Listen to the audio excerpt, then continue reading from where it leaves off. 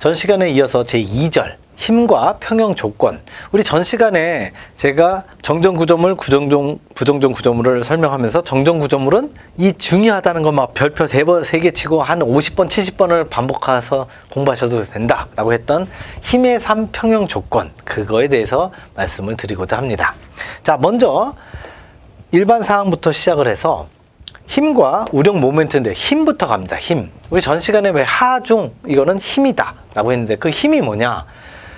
정지된 물체를 움직이거나 정지되어 있는 물체 움직이게 만드는 것, 또는 움직이고 있는 물체를 속도나 방향을 변화시킨다. 멈추게 할 수도 있고 반대로 가게 할 수도 있는 그러한 원인을 제공하는 물리량, 그러한 것, 이걸 힘이라고 한다. 힘의 정의까지는 뭐 이렇게 암기하지 않으셔도 되는데, 아, 이게 그거구나. 힘이라는 게 힘이나 또는 하중, 정확하게 같은 뜻이라고 말씀드렸죠. 힘은 순수한 우리말이고 하중은 한자고. 그래서 힘이나 하중이나, 근데 보통 힘보다는 하중이라고 시험에 더 많이 나오니까 참고하시고 계셔야 됩니다. 그래서 뭔가 물체를 변형시킬 수 있는 거예요. 움직이게 할 수 있거나 움직이던 걸 멈추게 할 수도 있고 다른 방향으로 가게 할 수도 있는 거, 힘. 이거를 또 다른 말로 무슨 역, 이렇게 얘기합니다. 역. 힘 역자를 써서. 그래서 대표적인 게 보통 우리 전 시간에 했던 게 외력이 있었죠. 외력. 바깥에서 작용하는 힘. 그리고 만약에 바깥에서 작용하는 힘에서 부재 지점에서 작용하는 힘, 발력. 그리고 지점에서 작용하는 반대되는 힘은 발력. 그러면 만약 외력이 작용했을 때, 외부에서 작용하는 힘이 작용했을 때 부재 안에서 작용하는 힘, 부재력. 무슨 역 하면 다 힘입니다. 그리고 뒤쪽에 나오는 거요, 뭐 전단력도 나오고요.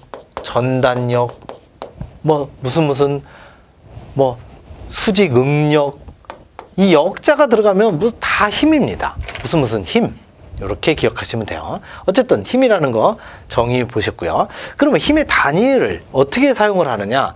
1kg의 이 국제 단위인데요. 국제 단위가 뭐냐면 전 세계에 대략 한 210개국 정도의 나라가 있는데, 그 중에서 뭐 210개국이라는 게 그렇게나 많아요? 전 세계 나라가? 뭐 다 모르셔도 괜찮습니다. 그냥 우리가 흔히 들어봤던 우리나라, 일본, 중국, 뭐 각종 동남아의 미국, 유럽, 이 정도만 생각하셔서 한 20-30개국? 그 정도만 생각하시면 됩니다. 이게 선진국이나 우리 주변에 있는 나라들. 이 나라들이 사용하고 있는 이런 기호나 이런 것이 단위가 동일하냐? 그렇지 않습니다. 미국, 캐나다, 그리고 푸에르토리코, 멕시코, 이 몇 군데, 북아메리카의 몇 군데를 제외한 나머지 나라는 다 똑같아요. 전부 이걸 사용합니다. 우리나라에서 사용하는 국제 단위, US 유닛이라고 하는데요. 1kg의 물체를 작용해서 1m/s 가속도죠, 이거. 물리를 배우신 분은 무슨 소리인지 아는데, 아, 가면서 봐. 이 물리가 아니라 수포자, 물포자를 기준으로 강의하신다고 했는데요. 모르셔도 괜찮습니다. 뭐 가속도 모르셔도 돼요. 대신에 1kg은 아시겠죠? 본인의 몸무게 정도는 아시겠죠? 그러니까 1kg의 물체를 뭔가 가속도라고 하는 물리 뭐 복잡한 개념이 있는데 그걸 작용해서 일으키는 힘, 이거를 이렇게 표시를 하는데, 이거를 어떻게 나타내냐면 10뉴턴이다 라고 해요. 이 뉴턴이라고 하는 과학자죠. 뉴턴의 과학자가 이 가속도라든지 킬로그램과 가속도를 이용해서 힘을 정의하는데 최초로 수학적으로 완벽하게 증명한 사람의 이름을 따서 뉴턴이라고 합니다. 이 힘은 보통 어떻게 계산을 하냐면 방금 이 밑에 있던 국제 단위 말로 되어 있던 정의 F = M 곱하기 A로 표현을 하는 거죠. 그래서 M은 질량이 되는 거고 A는 이제 가속도라고 하는, 물리에서 굉장히 어렵게 생각하는 그런 단위를 곱하게 되면 이제 힘이 된다. 이 정도만 알고 계시면 되고, 이 자체가 시험에 나오지는 않습니다. 그냥 뉴턴이다 라고 기억을 해 두시면 돼요. 아, N으로 돼 있으면 요거는 힘의 단위구나. 또는 뉴턴의 1000배로 가게 되면 얘는 킬로뉴턴을 사용하게 된다. 그러니까 뉴턴도 힘의 단위, 킬로뉴턴도 힘의 단위, 이렇게 보시는 거죠. 우리가 몸무게를 계산을 할 때 그람으로 나올 수도 있지만 보통 사람은 킬로그램으로 보통 표현을 하죠. 그람과 킬로그램의 차이는 k가 1000배의 차이를 갖고 있다. 그 정도만 알고 계시면 될 것 같습니다. 자, 힘은 정의는 이렇고요. 힘의 특징이 이제 중요합니다. 이 힘의 특징을 가지고 우리가 이용해서 문제를 풀게 되죠. 힘은 변위라는 게 뭐냐면 변형 양입니다. 변형이 얼마나 됐는지를 수치로 표현해 주는 거. 예를 들어서 이런 수평 부재가 있는데 위쪽에서 힘을 주면 얘가 밑으로 처지겠죠. 이렇게 스마일로 처질 겁니다. 처지는 양이 1mm 처져요? 1cm 처져요? 아니면 뭐 10cm 처져요? 그렇게 1mm, 1cm, 10cm로 수치로 나타내는 양, 그거를 변형량 또는 변위라고 얘기합니다. 또는 속도, 메타퍼세크 같은 속도와 같이 크기와 방향을 갖는 벡터의 하나이다. 이거 너무 어려운 얘기예요. 벡터 모르셔도 됩니다. 그냥 무시하셔도 됩니다. 벡터라는 건 이제 대학에 아마 전공자들은 아실 거예요. 스칼라와 벡터의 차이 모르셔도 됩니다. 그런 거 우리 구조역학에서 시험에 나오지 않습니다. 힘의 3요소는 크기, 작용점, 방향, 이 세 가지를 가지고 나타내게 됩니다. 작용점, 어떤 점이 있고 이만큼의 방향이 화살표로 주어져 있고요. 그리고 크기는요, 길이로 표시합니다. 길이. 이게 길이가 크기가 되는 거죠. 그래서 이러한 힘이 하나 있고, 뭐 어떤 힘은 이렇게 힘이 있어. 그러면 이게 크기라고 했죠. 길이가 크기입니다. 그러면 A번 힘이 있고 B번 힘이 있을 때 누가 더 크기가 더 클까요? 하면 A가 더 커지게 되는 거죠. 그 이유는요, 이 힘의 크기는 힘의 표시한 화살표의 길이로 표현하기 때문에, 길이가 B보다 더 길기 때문에 얘는 힘이 더 크다라고 표시하는 겁니다. 근데 이거를 길이로 하면 조금 이게 애매하니까 수치로 나타내게 됩니다. 그 수치를 예를 들어서 힘의 크기가 아까 뉴턴의 단위라고 해서 얘는 10뉴턴입니다. 뭐 킬로뉴턴입니다. 이렇게 나타내고 A는 10킬로뉴턴입니다. 그렇다면 B는요, 요 빨간색의 길이에 비례해서 얘는 2킬로뉴턴입니다. 이렇게 나타내는 거죠. 그러면 빨간색의 직선의 길이를 봤을 때 얘가 길다는 건 알겠지만 이게 애매한 경우도 있잖아요. 애매한 경우. 여기가 10kN, 여기는 9.9kN. 그러면 누가 더 커요? 그럴 경우에는 반드시 이 숫자로 비교를 하는 겁니다. 10과 2는 확연하게 구분이 되지만 10과 9.9는 애매한데? 애매하지만 9.9보다 10이 분명히 큰 수니까 얘가 더 크군요 하고 금방 알 수 있죠. 근데 이렇게 그 화살표의 길이로 표시하면 와, 화살표 길이가 10cm인지 9.9cm인지 눈으로 구분하기가 어렵습니다. 그래서 숫자로 나타낸다는 거죠. 그게 바로 힘의 크기가 되겠습니다. 그거 나중에 이제 사용을 하게 되고요. 물체의 힘이 작용 시 발생하는 가속도, 이제 가속도 어렵다고 하는 거 이제 정의 나오죠? 자, 정의 갑니다. 가속도라고 하는 거의 정의는 힘의 크기에 비례하고 물체의 질량에 반비례한다라고 하는 특징을 가지고 있다.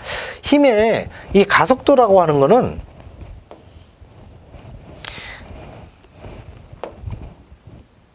가속도를 설명을 하는 게 굉장히 어렵습니다. 그걸 이제 뉴턴이라는 사람이 제일 처음에 발견을 한 건데 이거죠. 아마 그건 다 아실 거예요. 뉴턴이 어느 날 막 밤새서 맨날 연구하고서 너무너무 지쳐갖고 사나운 밑에서 이렇게 딱 있는데 갑자기 아주 틈실하게 익은 사과가 툭 떨어지는 거예요. 응? 얘가 왜 떨어지지? 이렇게 된 거죠. 얘가 도대체 왜 떨어질까? 얘가 잘 익었으면 그냥 그대로 매달려 있거나 공중에 붕 떠 있으면 되는데 얘가 왜 떨어지지? 그 떨어지는 거를 우리가 이유를 설명할 수 있을까? 아까 제가 첫 시간에 설명했던 지구가 둥글다는 거를 갖다가 왜 둥글지를 설명할 수 있을까? 그 논리적인 이유를 깊이 파고들다 보면 답이 나오게 되는데 지구에 동그랗게 돼 있는 거는 답이 안 나오지만 가속도는 나오게 되는 거죠. 그 가속도라는 게 바로 힘이 m 곱하기 a라고 하는 거를 요 식에서 이제 가속도라는 게 존재하는구나 라는 거를 처음으로 수학적으로 발견을 해낸 사람, 그 사람이 뉴턴이라고 해서 뉴턴의 이름을 따서 n이라고 표현을 하는 거죠. 그때 이 가속도는 지금 여기 얘기한 힘의 크기, 같은 분자에 있으니까 크기에 비례한 거고요. 요게 같이 분자에 있으면 비례하고, 요게 교수님 A는 왜 이게 분자죠? 이게 그냥 A의 달랑 하나만 나와 있는데요. 정수나 모든 크기가 하나 숫자로만 나와 있으면 1분의 A라고 하는 게 분모의 1이 약분되어 있는 거죠. 이게 생략되어 있는 거죠. 그래서 분모에 있으면 무조건 숫자가 하나, 문자나 숫자가 있으면 얘는 분자라고 표시를 합니다. 분자하고 분자하고 같이 있으면 비례, 반대로 있으면 반비례, 이렇게 표시를 하는 거죠. 이거를 처음으로 뉴턴이 발견을 한 이 가속도의 정의의 단위는 요거를 그대로 따라가는 거죠. 그래서 메타 퍼 세크 제곱, 이렇게 표시를 하는 거 이제 물리에서 배우시게 되는데 이거는 시험에 나오지 않습니다. 가속도 이런 것들은 나오지 않으니까 그냥 힘은 질량 곱하기 가속도다. 그래서 가속도라는 건 힘에 비례하고 질량에 반비례한다 정도만 알아두시면 되고, 여기서 더 디테일하게 시험에 나오지 않습니다. 자, 3번 갑니다. 강체에 힘이 작용하면, 강체가 뭡니까? 강체, 강한 물체, 그냥 일반적인 물체 이렇게 생각하시면 돼요. 말랑말랑한 물체가 아니라는 거죠. 뭐 이런 종이 같은 거, 이 종이도 강체입니다. 강체에 힘이 작용하면, 제가 지금 손으로 이렇게 작용하고 이렇게 이동을 하니까 움직이잖아요. 움직이면 다 강체입니다. 강체에 힘이 작용하면 작용점은 작용선상, 작용하고 힘이 작용하고 있는 그 선상에 이미 아무 위치에나 옮겨 놓아도 힘의 효과는 변화가 없습니다. 이거는 중요한 내용입니다. 이거는 좀 더 자세하게 설명을 드리면 나중에 사인 법칙 할 때 나오게 되는데요. 이게 실제 기출입니다. 이렇게 문제가 나오게 되죠. 여기에 케이블이 달려 있는 거예요. 여기에 이제 이런 여기에 10kN이라고 하는 힘이 작용하고 있다.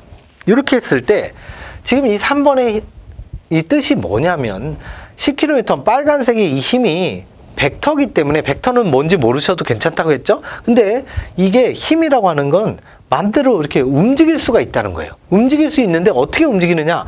반드시 수평 이동을 해야만 합니다. 수평 이동. 즉 이게 밑으로 내려가고 있는 이 화살표가, 화살표의 방향이 바뀌면 안 돼요. 방향이 바뀌면 안 되고 마음대로 수평으로는 이동이 돼요. 이렇게 이동을 할 수도 있고, 이렇게 이동을 할 수도 있고, 뭐 이렇게 이동을 할 수도 있고, 똑같이 10kN이 그대로 이동이 되는 건 가능하다는 내용입니다. 그게 3번의 내용이 되죠. 임의의 위치에 옮겨 놓아도 힘의 효과는 변함이 없다. 똑같다는 소리죠. 그러니까 얘가 이렇게 있던 어느 쪽으로 가든 상관이 없다 했을 때 우리가 사인 법칙을 나중에 계산을 하게 됩니다. 그것만 참고하시면 될 것 같고, 요거는 아마 지금은 이해가 안 되실 거예요. 나중에 다시 나오게 됩니다. 자, 그게 이제 힘이었고요.